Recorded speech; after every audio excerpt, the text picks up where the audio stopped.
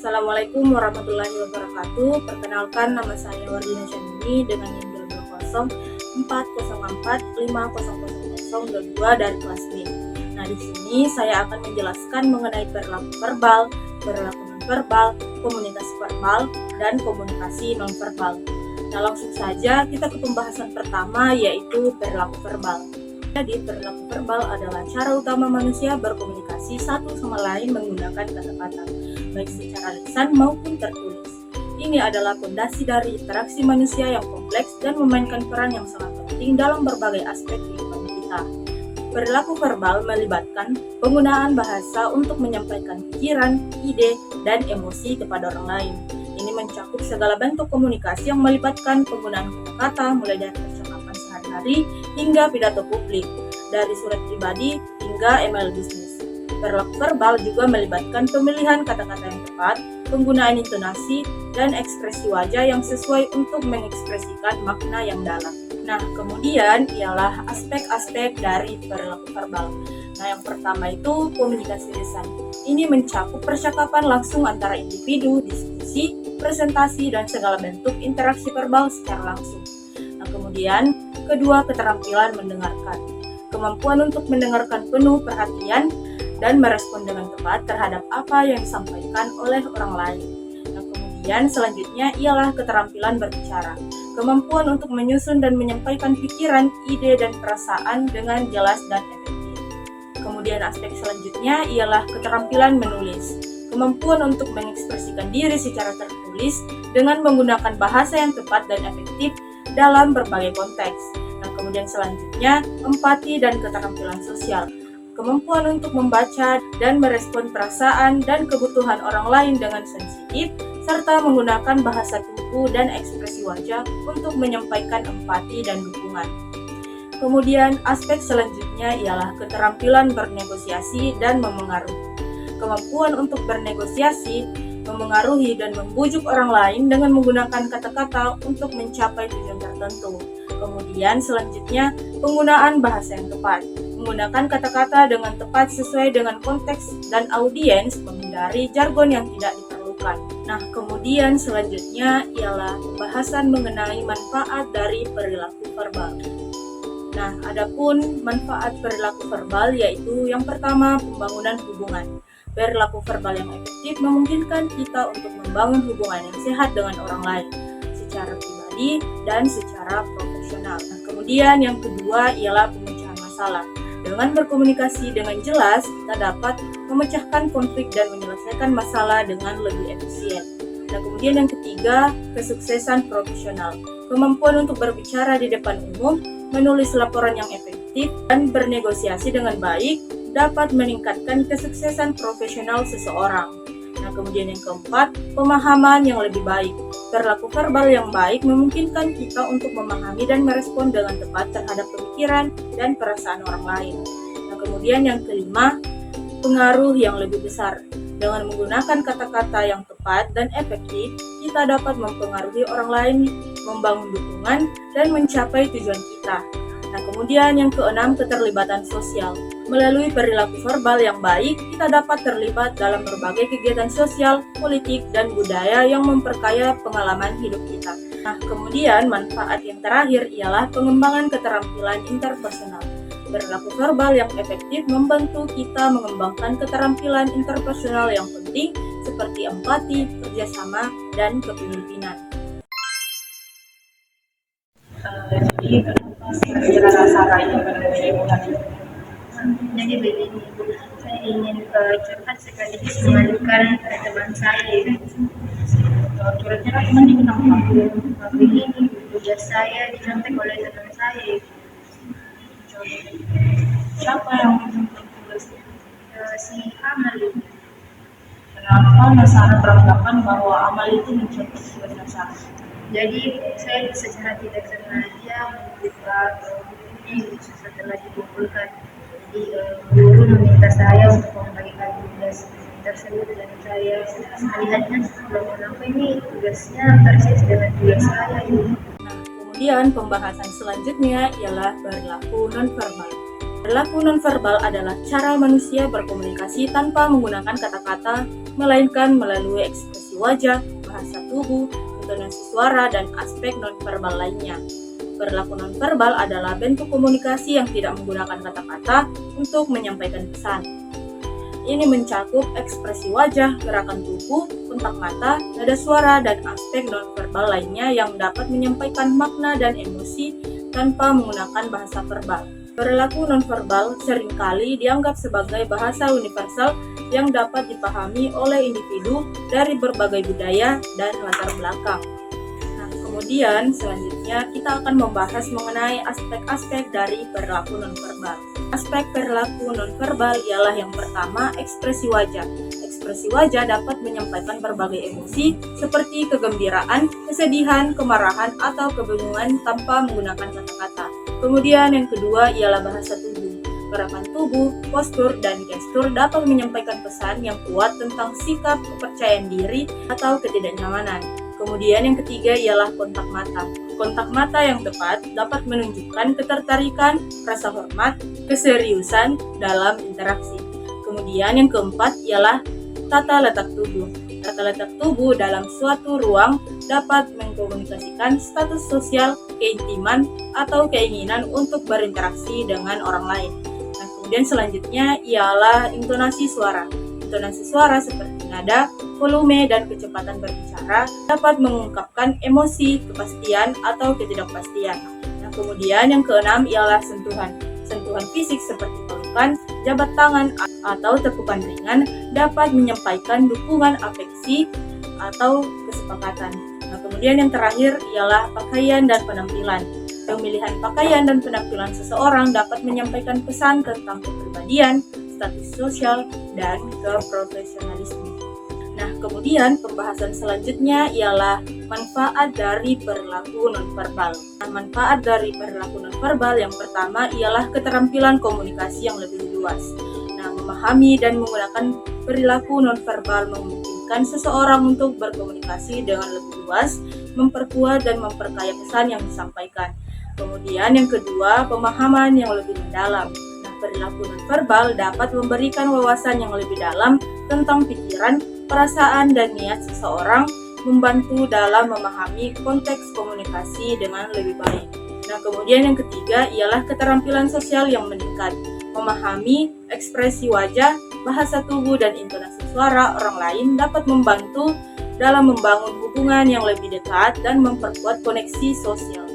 Nah, kemudian yang keempat ialah pengaruh yang lebih besar. Perilaku nonverbal yang tepat dapat meningkatkan pengaruh seseorang dalam interaksi sosial dan profesional, membantu dalam mempengaruhi orang lain tanpa menggunakan kata-kata. Nah, kemudian manfaat yang kelima ialah kesadaran budaya yang lebih tinggi. Memahami bahasa tubuh, ekspresi wajah, dan norma-norma nonverbal dalam budaya tertentu dapat meningkatkan kesadaran budaya seseorang dan memperluas pemahaman lintas budaya. Nah, kemudian selanjutnya ialah pemecahan konflik yang lebih baik. Memperhatikan perilaku nonverbal dapat membantu dalam mengidentifikasi ketegangan atau ketidaksepakatan dalam interaksi dan membantu dalam mengatasi konflik dengan lebih baik. Kemudian manfaat yang terakhir ialah peningkatan kesuksesan dalam karya. Pemahaman dan penggunaan yang baik dari perilaku nonverbal dapat meningkatkan kesuksesan dalam karir seseorang, membantu dalam presentasi yang kuat, interaksi dengan rekan kerja, dan membangun hubungan profesional yang solid. Selamat sore. Sore, Ibu. Jadi ini Kak Sarah ya yang tadi naik ke depan untuk menerima hadiah ring satu. Iya, Ibu, betul sekali, Ibu. Selamat ya Kak Sarah, Iya, Bu. sudah peringkat 1 dan berdua. Tingkatkan lagi ya prestasinya. Iya, Ibu, siap. Jadi kira-kira apa tujuan Kak Sarah datang ke ruang BK? Jadi Nah, kemudian pembahasan kita selanjutnya ialah komunikasi verbal. Nah, komunikasi verbal adalah cara utama manusia berinteraksi dan bertukar informasi menggunakan kata-kata, baik secara lisan maupun tertulis. Ini adalah proses penting yang membentuk dasar dari integrasi sosial, pembelajaran, dan kerjasama. Komunikasi verbal melibatkan penggunaan kata-kata untuk menyampaikan pesan, ide, dan emosi kepada orang lain. Ini mencakup berbagai bentuk komunikasi, mulai dari percakapan sehari-hari hingga presentasi publik, dan penulisan surat hingga pesan teks. Komunikasi verbal juga melibatkan penggunaan intonasi, volume suara, dan ekspresi wajah untuk mengekspresikan makna yang lebih dalam. Nah, kemudian ialah pembahasan mengenai aspek-aspek dari komunikasi verbal. Nah, aspek-aspek dari komunikasi verbal yang pertama ialah bahasa lisan. Ini mencakup percakapan langsung antara individu, diskusi, presentasi, dan segala bentuk interaksi verbal secara langsung. Kemudian yang kedua ialah bahasa tertulis.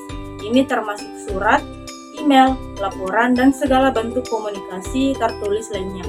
Kemudian, aspek selanjutnya ialah intonasi dan ekspresi wajah. Penggunaan intonasi yang sesuai dengan ekspresi wajah yang relevan untuk menambahkan nuansa dan makna dalam komunikasi. Kemudian selanjutnya ialah manfaat dari komunikasi verbal. Terdapat beberapa manfaat dari komunikasi verbal. Yang pertama ialah pembangunan hubungan. Komunikasi verbal yang efektif memungkinkan kita untuk membangun hubungan yang sehat dengan orang lain, baik secara pribadi maupun profesional. Nah, kemudian selanjutnya ialah pemecahan masalah. Dengan berkomunikasi dengan jelas, kita dapat memecahkan konflik dan menyelesaikan masalah dengan lebih efisien. Nah, kemudian selanjutnya yang terakhir ialah pengembangan keterampilan interpersonal. Komunikasi verbal yang efektif membantu kita mengembangkan keterampilan interpersonal yang penting seperti empati, kerjasama, dan kepemimpinan. Selamat siang, Mas Sarah. Siang Ibu, Kira-kira apa tujuan Mas Sarah datang ke ruang BKI? saya ingin menceritakan sesuatu Ibu kepada Ibu, boleh tidak? Silahkan ceritakan apa yang disampaikan. Dari Ibu atau dari Ibu, saya menceritakan Ibu. Kira-kira apa yang menyebabkan Mas Sarah merasa tertekan? Saya tertekan karena orang tua saya. Kira-kira apa wujud perilaku orang tua Mas Sarah sehingga Mas Sarah merasa tertekan? Kalau saya Ibu sering dipaksa untuk belajar lebih keras Ibu, padahal nyatanya memang otak saya tidak sampai, tapi orang tua saya itu selalu menyuruh saya belajar di larut malam Ibu, tidak memberikan saya main HP, begitu. Nah, kemudian pembahasan kita yang terakhir ialah komunikasi nonverbal. Nah, komunikasi nonverbal adalah bentuk komunikasi yang tidak melibatkan kata-kata secara langsung, tetapi menggunakan ekspresi wajah, bahasa tubuh, intonasi suara, dan elemen nonverbal lainnya untuk menyampaikan pesan. Komunikasi nonverbal adalah segala bentuk komunikasi yang tidak melibatkan kata-kata secara langsung. Ini termasuk ekspresi wajah, gerakan tubuh, postur, kontak mata, intonasi suara, serta elemen nonverbal lainnya yang digunakan untuk menyampaikan pesan dan emosi kepada orang lain. Meskipun seringkali tidak disadari, komunikasi nonverbal memiliki dampak yang kuat dalam berbagai situasi, dari percakapan sehari-hari hingga interaksi sosial dan profesional. Nah, kemudian selanjutnya kita akan membahas aspek-aspek dari komunikasi nonverbal. Yang pertama ialah ekspresi wajah.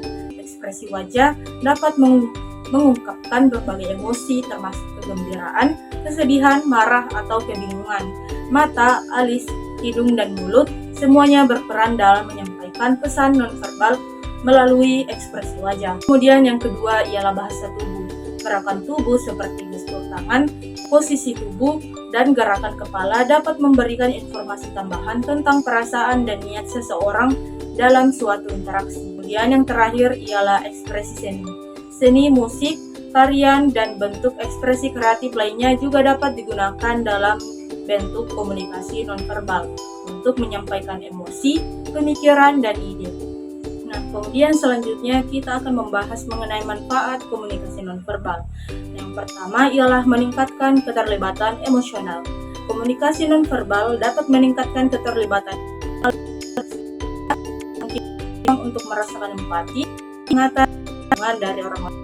Nah, kemudian ialah pesan yang lebih kaya dengan menggunakan elemen nonverbal seperti dapat menyampaikan pesan yang lebih kaya dan kompleks daripada yang mungkin tercapai hanya dengan kata-kata. Dan manfaat yang terakhir ialah meningkatkan keterampilan interpersonal. Dengan memahami dan menggunakan komunikasi nonverbal yang efektif, individu dapat meningkatkan keterampilan interpersonal mereka.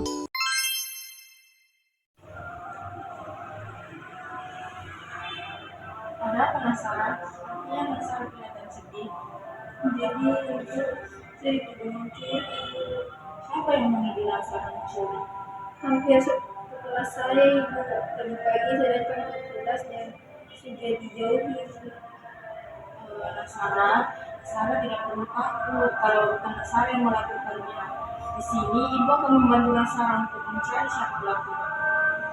Ya ibu, saya ingin meminta bantuan kepada ibu karena saya tidak biasa dibully ibu.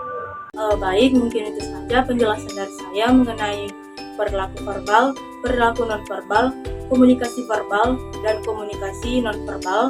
Apabila ada kesalahan dan kekurangan mohon dimaafkan. Sekian dari saya. Wassalamualaikum warahmatullahi wabarakatuh.